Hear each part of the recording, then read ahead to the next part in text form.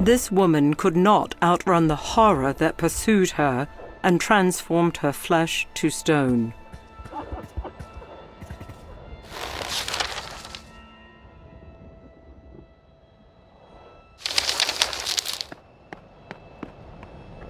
Book 2. The Burden of Thanatos.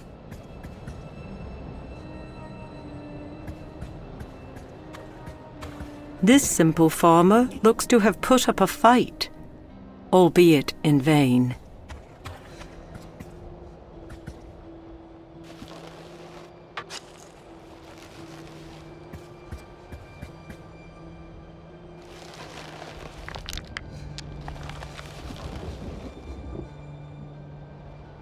"'Tis a note written on parchment.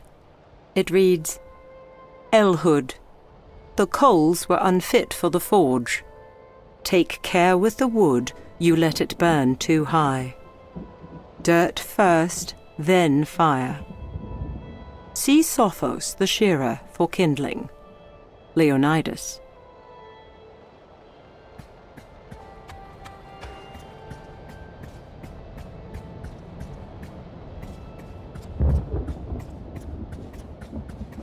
Bards will tell countless tales of Idas, he of boundless strength, and slayer of boar and centaur alike. Butes, kinsman and falconer, is no more. The land of Tegea has lost a favoured son.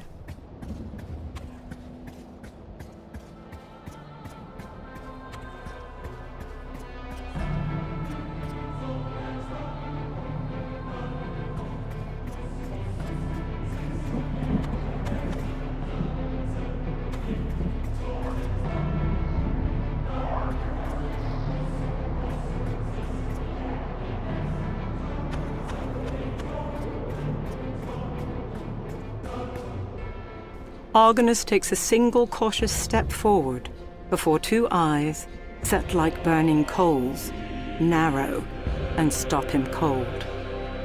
The daemon's grotesque head regards the sailor. "Nay, Argonus, son of Argus, thou cannot pass beyond this threshold. So says Hades, lord of the underworld. For just as many legions doth serve me and obey my will, so too Thanatos obeys the will of he who governs the dead."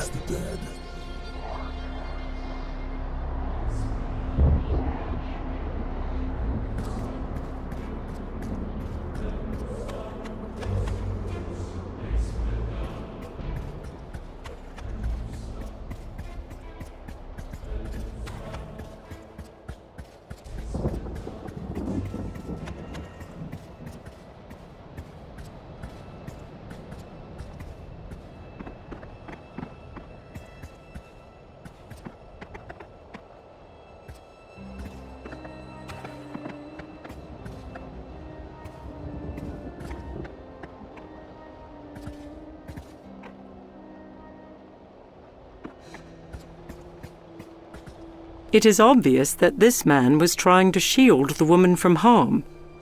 Unfortunately, he failed. This man was attempting to crawl away from that which would bring him doom.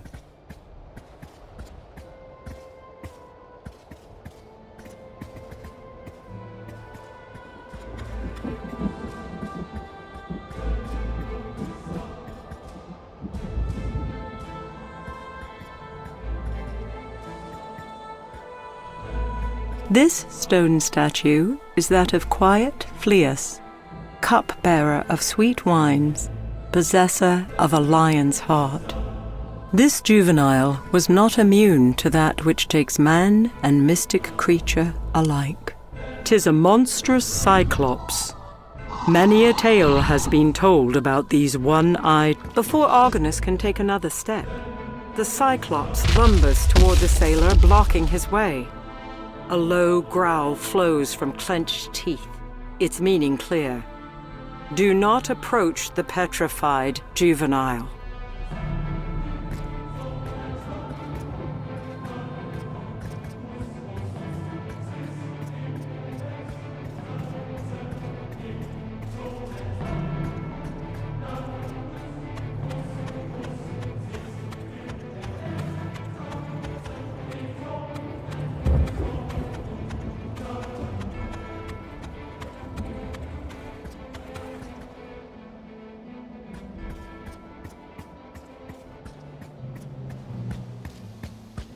As soon as Argonus steps from the shadows, the daughters of Phorcys raise their heads, their shared eye sensing his presence.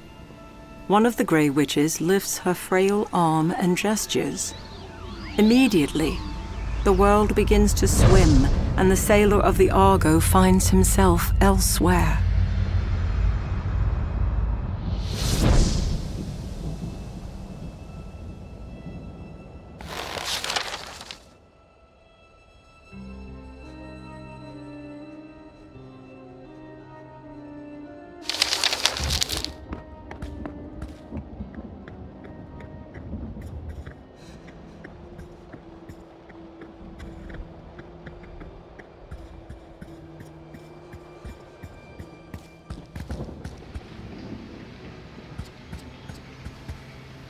The snow-white owl is beautiful and strangely comforting as well. This stone is bereft of markings, offering no explanation for the small depression set into its surface. The yellow light it emits is curious. The great statue of Hades stirs as if waking from a long, deep slumber. The god of the underworld looks about before his gaze settles upon the sailor. Argonus, son of Argus, the shipbuilder. I have heard your name spoken within the halls of Zeus, albeit in whispers, and even then through mediary.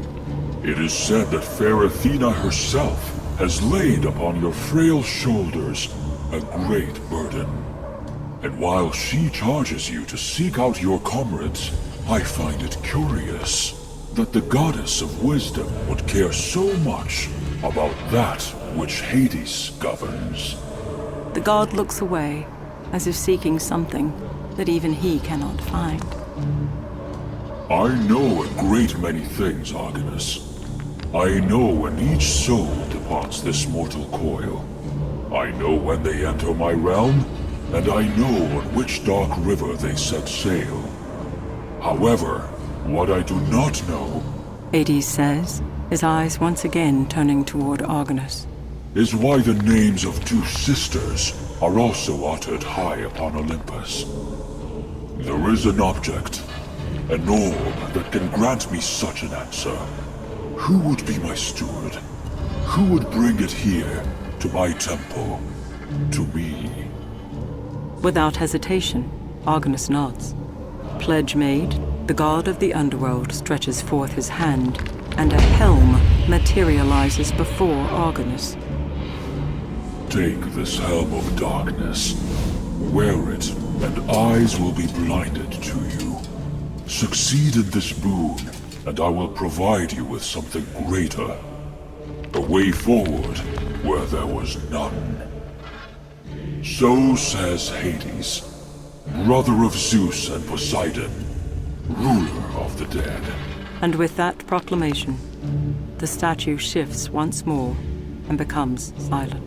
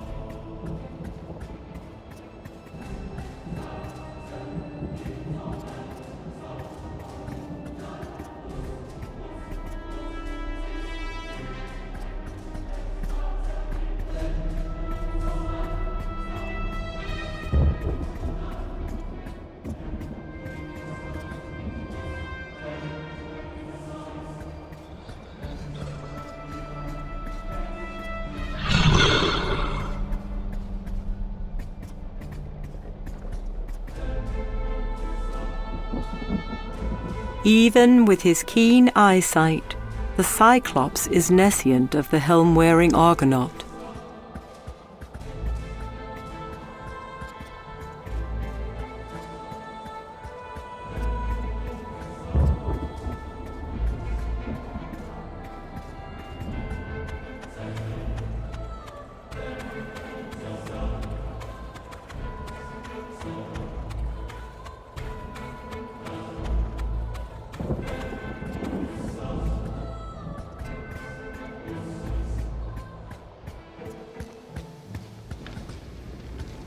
It does not take a chronicler nor a seer to recognize the women that warm themselves by the fire. They are the Grey-Eye, witches of well renown. With the aid of Hades' gift, the Grey-Eye are caught unawares as the smoke from the fire billows, carrying the potion within its grip. It takes naught but a few seconds for the witches to feel its effect, and one by one, they fall into a deep sleep.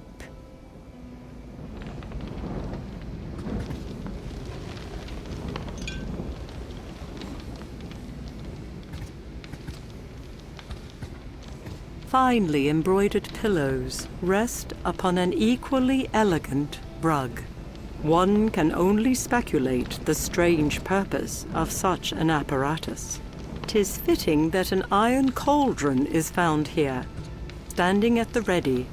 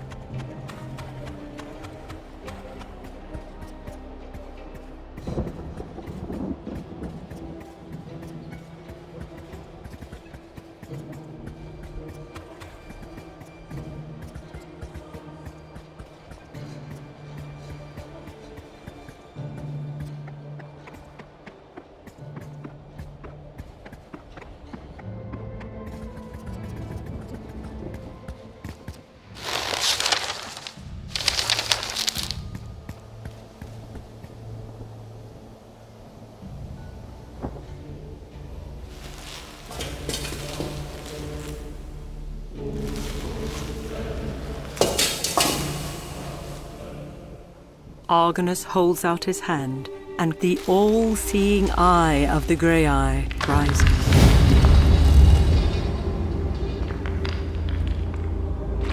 The god of the underworld stretches forth his arm, and light, not unlike that of a moonbeam, engulfs the sailor of the Argo.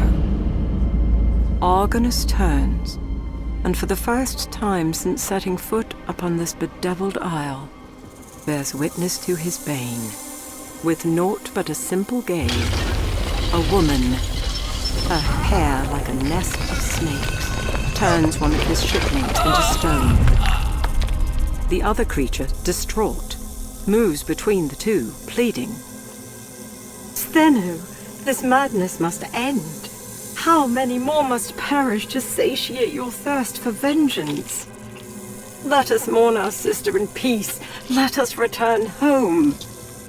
A flash of anger crosses Stheno's face as she moves within mere inches of her cowering sister. Never, Euryale. There is no time to weep or wail, nor shall there be. Not as long as a single breath forms within my breast. The petty gods will pay. Wretched Athena will pay. From Hades' heart I will stab at them. For hate's sake, I shall drive my vengeance deep. Stheno moves toward the looming entrance within the mount, but not before she pauses. When shall my hate have its fill? When shall it be placated? The woman whispers. Never, Euryale. Never. And with that, Stheno is gone, and Euryale obediently follows her sister into the darkness, into her madness. The vision falters, and the light that fell from the hand of Hades follows before fading completely. The god of the underworld takes measure of Argonus, and with a final nod, the statue moves no more, and the helm vanishes from sight.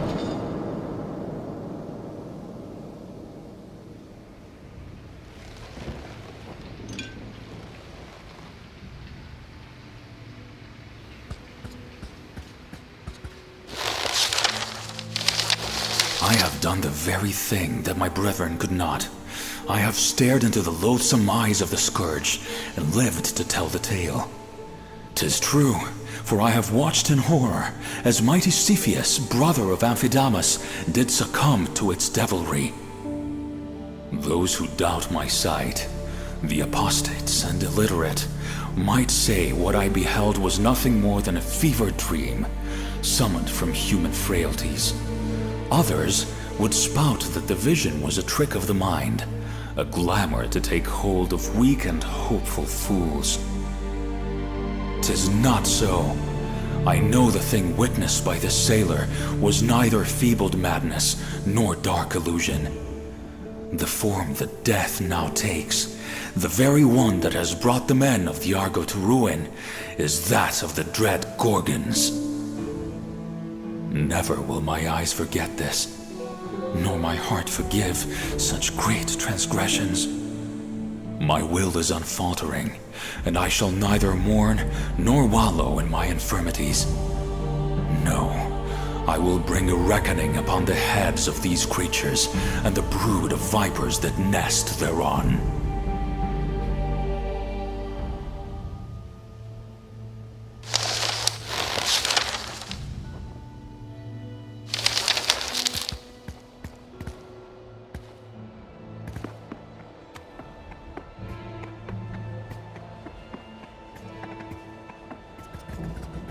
How the great eye of the grey eye can move on its own accord is nothing short of a mystery.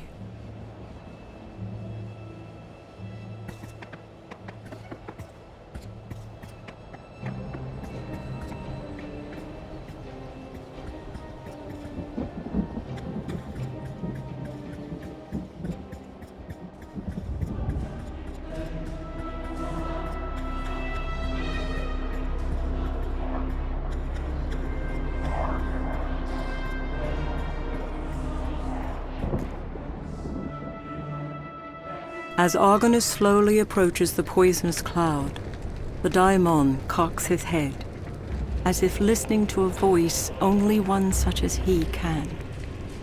Seconds pass before the beast turns his attention to the sailor trembling before him.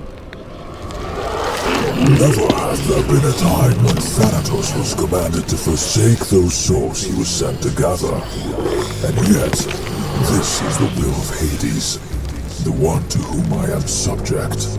Once again, the daimon looks away before finally letting his dark gaze settle upon Argonus. I fear this was brought to be by thine own hands, Argonaut. For without thy influence, the Lord of the Underworld would not call me hands. If I am to go forth, one must take my place. For if I cannot harvest the souls of those who remain between life and death, then the son of Argus must suffice. Thanatos lifts a claw into the air, and without further explanation, utters a single word. Menas ignis. Argonus screams as his hand is momentarily enveloped in flame. Just as quickly as it arrived, the pain passes. As the sailor looks upon his new hand in both horror and the daimon begins to dissipate, leaving only the smell of ash in its wake. Moments later, that too fades from this world.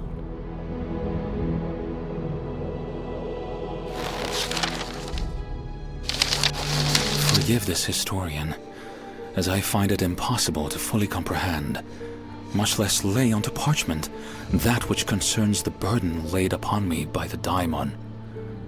It is as if proper words seek to evade me, refusing to form upon my lips. In the days that I stood ready at Jason's elbow, I can recount only one kindred encounter, one worthy of both bards and those who would gather at the poet's feet. Listen to this tale if you have ears to hear. We had brought mighty Argo to shore on Limnos, the Sintian Isle, under the cover of darkest night. As our feet found dry ground, we were set upon by towering men, pale like the moon itself, and laden with sword, spear, and axe. As Helion, son of Helios, fell, mortally wounded in the grave battle, a great billow of smoke appeared, and a disfigured hand formed within it. That is when I beheld Helion's soul rise from his mortal frame and depart this world. And although my mind cannot hold fast to this new encounter, nor this hand that I now possess, Thanatos' last words of mystery burn like flame before my eyes. For if I cannot harvest the souls of those who remain between life and death, then the son of Argus must suffice.